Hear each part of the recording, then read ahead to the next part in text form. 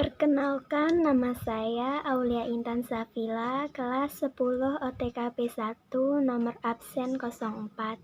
Saya akan membahas menganalisis struktur organisasi. Simak video berikutnya ya. Pengertian struktur organisasi. Struktur organisasi adalah suatu susunan dan hubungan antara tiap bagian serta posisi yang ada pada suatu organisasi atau perusahaan dalam menjalankan kegiatan operasional untuk mencapai tujuan yang diharapkan dan diinginkan. Pengertian struktur organisasi menurut pendapat para ahli. 1. Robbins dan Coulter, sebuah kerangka kerja formal organisasi yang dengan perangkat kerja itu tugas-tugas pekerjaan dibagi-bagi, dikelompokkan dan dikoordinasikan. 2. Handoko, sebagai mekanisme formal. 3. Gibson dan kawan sekawan, sebuah pola formal mengelompokkan orang dan pekerjaan. 4. Hasibuan, sesuatu yang menggambarkan tipe organisasi, pendepartemenan organisasi, kedudukan dan jenis-jenis wewenang pejabat, bidang dan hubungan garis perintah dan tanggung jawab, rentang kendali dan sistem pimpinan organisasi. 5. Jones, sistem formal dari aturan dan tugas serta hubungan otoritas yang mengawasi bagaimana anggota organisasi bekerja sama dan menggunakan sumber daya untuk mencapai tujuan organisasi. Fungsi struktur organisasi. 1. Kejelasan tanggung jawab. 2. Kejelasan kedudukan. 3. Kejelasan jalur hubungan. 4. Kejelasan uraian tugas. Bentuk-bentuk organisasi. 1. Organisasi garis atau lini. Organisasi lini adalah suatu bentuk organisasi yang menghubungkan langsung secara vertikal antara atasan dengan bawahan, sejak dari pimpinan tertinggi sampai dengan jabatan-jabatan yang terendah, antara eselon 1 dengan eselon yang lain, masing-masing dihubungkan dengan garis wewenang atau komando. Contoh, perbengkelan, kedai nasi, warteg, rukun tetangga. Ciri-cirinya. 1. Hubungan antara atasan dan bawahan masih bersifat langsung dengan satu garis wewenang. 2. Jumlah karyawan sedikit. 3. Pemilik modal merupakan pemimpin tertinggi. 4. Belum terdapat spesialisasi. 5. Masing-masing kepala unit mempunyai wewenang dan tanggung jawab penuh atas segala bidang pekerjaan. 6. Struktur organisasi sederhana dan stabil. 7. Organisasi tipe garis biasanya organisasi kecil. 8. Disiplin mudah dipelihara atau dipertahankan.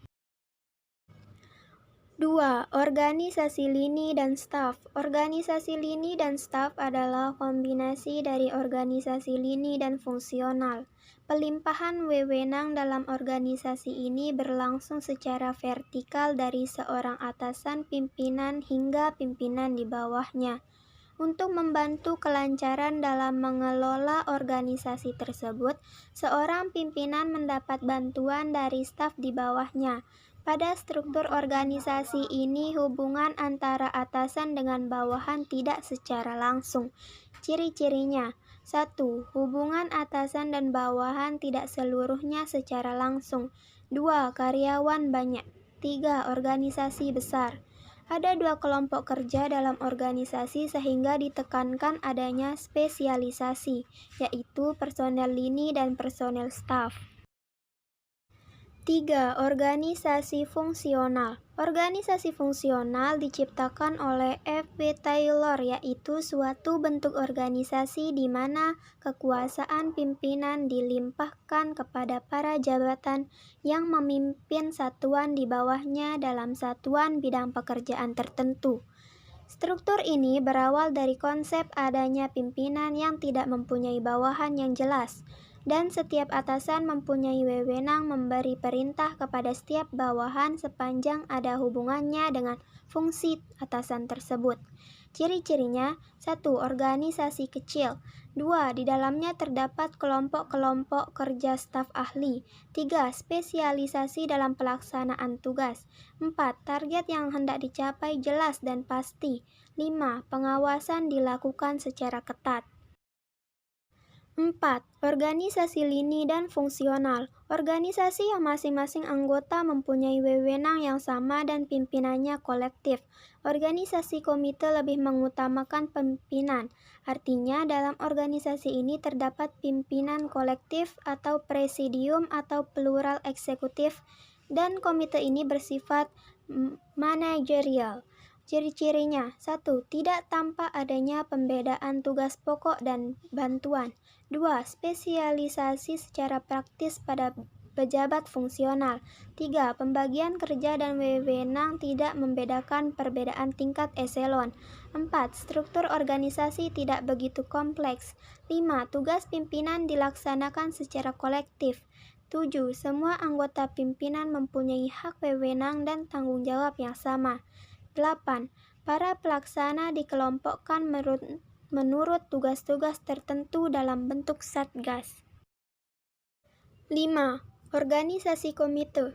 Organisasi komite adalah bentuk organisasi di mana tugas tertentu dilaksanakan secara kolektif oleh sekelompok pejabat yang berupa komite atau dewan atau board dengan pluralistic management. Organisasi komite terdiri dari eksekutif komite atau pimpinan komite, yaitu para anggotanya mempunyai wewenang lini. Staf komite, yaitu orang-orang yang hanya mempunyai wewenang staf. Ciri-cirinya: 1. Pembagian tugasnya jelas dan tertentu. 2. Wewenang semua anggota sama besarnya. 3. Tugas pimpinan dilaksanakan secara kolektif dan tanggung jawabnya pun secara kolektif. 4. Pelaksana dikelompokkan berdasarkan bidang atau komisi tugas tertentu yang harus dilaksanakan dalam bentuk tugas. Hanya ini yang dapat saya sampaikan, kurang lebihnya mohon maaf. Terima kasih.